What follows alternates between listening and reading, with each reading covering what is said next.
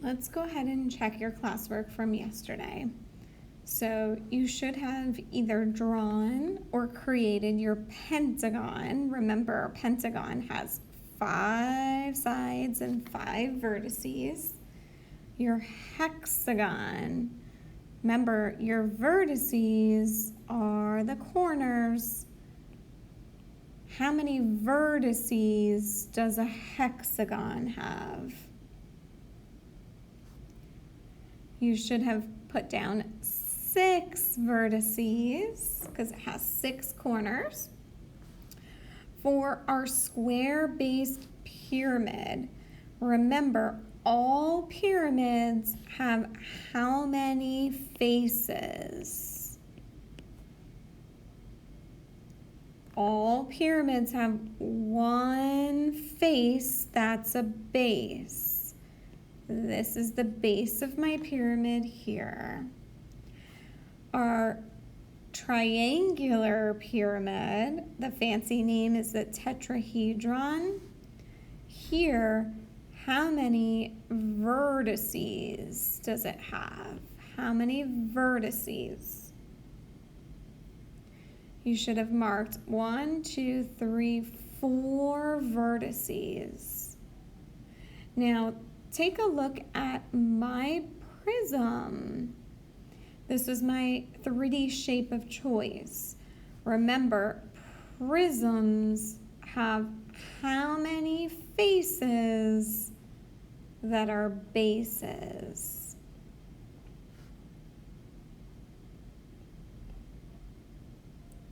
They have 2 faces that are bases. We could flip it over on either side, but even though there's 2 bases that are faces, it has 5 faces all together.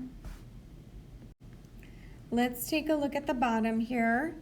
When you found your perimeter and you added those up, we get 30 units. Now tell me, what did you get for the area of your triangle?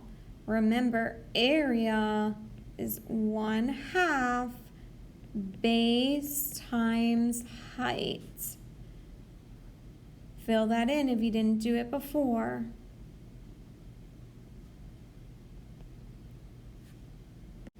Here we do 12 times 5, which gets us to 60.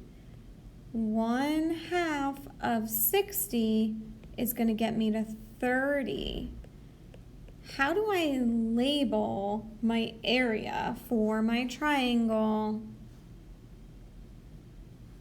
Make sure you have labeled it as units squared. Now let's think about the volume for my cube. Remember, the formula for volume is length times width times height. What did you get for the volume here of your rectangular prism? You should have done 12 times 4 times 3, which gets us to a volume of 144 units squared. Now let's take a look at my next one here. If the volume of the cube is 64 cubic centimeters, what are the dimensions? Think about what you know about a cube. What do you know about a cube? With a cube, the length, width, and the height, are they the same or different? They're the same. So I just want to think, what times what is going to equal 64? I know it has to be the same number there. I know 4 times 4 is 16, and 16 times 4 is 64. So my dimensions are 4 for each. Let's take a look at our next page here. A prism, how many bases does a prism have? A prism has two bases that are faces. And a pyramid has one base that's a face. That's how you can tell the difference between a prism and a pyramid. Let's take a look down here. This shape here, you should have gotten cone. And remember, anything with a curve is not a face. So a cone only has one face, one vertex here, and no edges because it's rounded, so it doesn't have any edges. Let's take a look at our next one. This one was a cube. Count the faces on there. 1, 2, 3, 4, 5, 6. So it has 6 faces. How many vertices did you get when you folded it up?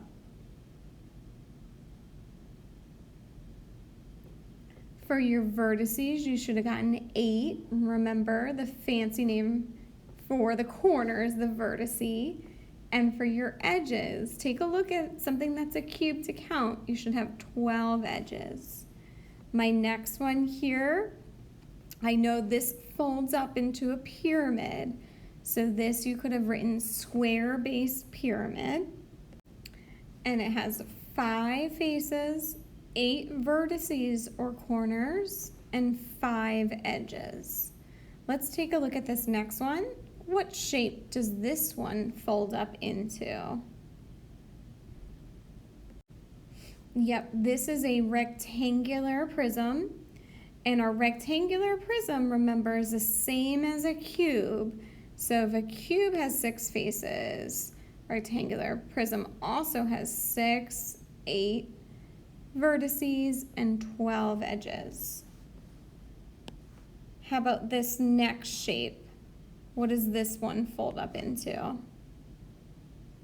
Now remember, a cylinder only has 2 faces because those are the flat sides. It doesn't have any edges or vertices since it's curved. What shape does this fold up into? That's right, a triangular pyramid or a tetrahedron. If we're looking, it has 4 faces, 4 vertices, and 6 edges. Let's take a look at this next shape. Now this one is very similar to the top. There's also a triangle, but if you notice, there's 2 bases that are faces. So this one is a triangular prism. It has 5 faces, 6 vertices, and 9 edges. Look at our last shape there, our sphere. It has no faces, no edges, and vertices. Why does it not have any faces, edges, or vertices? Because it's curved. Let's just review how we classify a triangle based on its angles. Take a look at number 5. How can we classify this triangle? It's obtuse. That's correct, because we have one obtuse angle. And also, if the 3 angles are different sides, we could also say that this triangle is scalene. So we could say it's a scalene obtuse triangle. How about number 6? If all 3 angles are the same size, how can we classify it? Yes, this would be an acute equilateral triangle. And let's look at our last one. How do we classify number 7? This would be a right isosceles triangle. Now that you've finished watching, go back to the Daily Digest and get a copy of the study guide here. You're going to send that to Notability, complete it, and then submit it to Canvas. If you finish early, there's a foldable cube. You could try that if you're at home and you want to print it and try it, or you can do your reading or membeing, but make sure your study guide is done first and submitted to Canvas. Thanks for watching.